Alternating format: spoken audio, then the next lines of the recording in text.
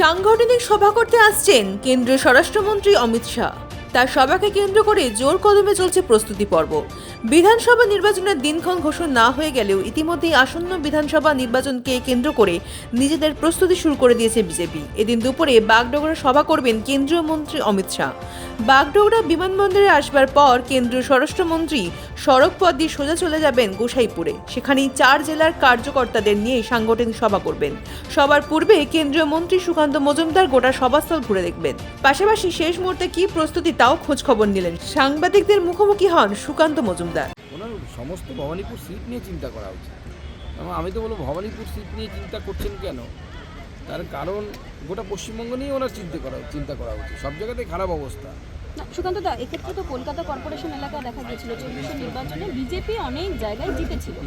অনেক জায়গায় এরকম মার্জিনও রয়েছে যেখানে 1 থেকে 2000 এরকমও সিট রয়েছে, ওয়ার্ড রয়েছে যেখানে 500-রও নিচে।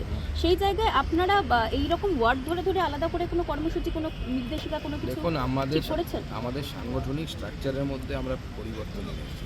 আমাদের বিজেপিতে আপনারা জানেন জেলার নিচে মণ্ডলের নিচে শক্তি কেন্দ্র কাজ করতে এবং বুথ কাজ করে।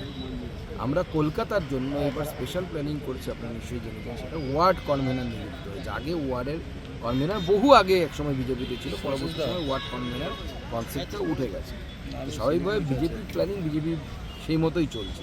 এবং আমরা বলছি যে কলকাতাতে আমাদের যেটাকে রাজনৈতিক ভাষায় প্রেসিডেন্সি জোন বলা হয়, সেই প্রেসিডেন্সি জোনে বিজেপির মাত্র একজন সাংসদ, একজন এমএলএ, সে হচ্ছে ভাটপাড়ার আমাদের পবন সিং।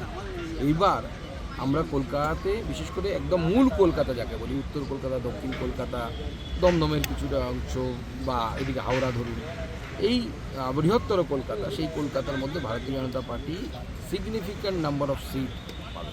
এখন প্রথম কথা হচ্ছে, এই সুপ্রতিম সরকার যখন সিঙ্গুরে মমতা বন্দ্যোপাধ্যায়ের আন্দোলন চলছিল, কৃষকদের আন্দোলন চলছিল, সেই সময় এই সুপ্রতিম সরকার, যিনি বামফ্রন্ট সরকারের অত্যন্ত কাছের একজন অফিসার ছিলেন, বলা ভালো কোলের অফিসার ছিলেন, তিনি কৃষকদের উপর লাঠিচার্জ, মহিলাদেরকে ভ্যানে তোলা, এই ধরনের কাজ সিঙ্গুরে করেছিলেন।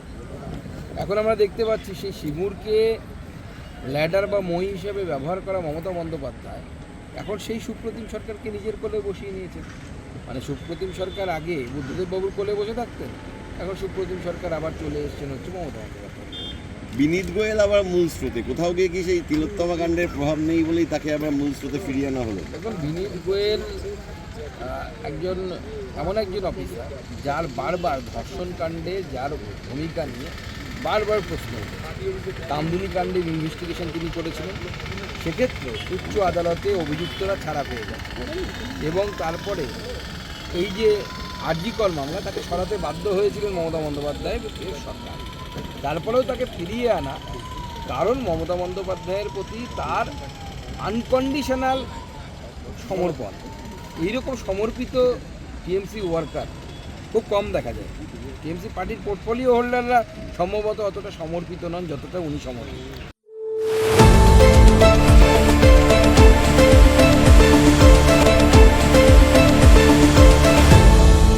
আপনারা দেখছেন এই বেলা বাংলা, শিরোনামে সবার আগে।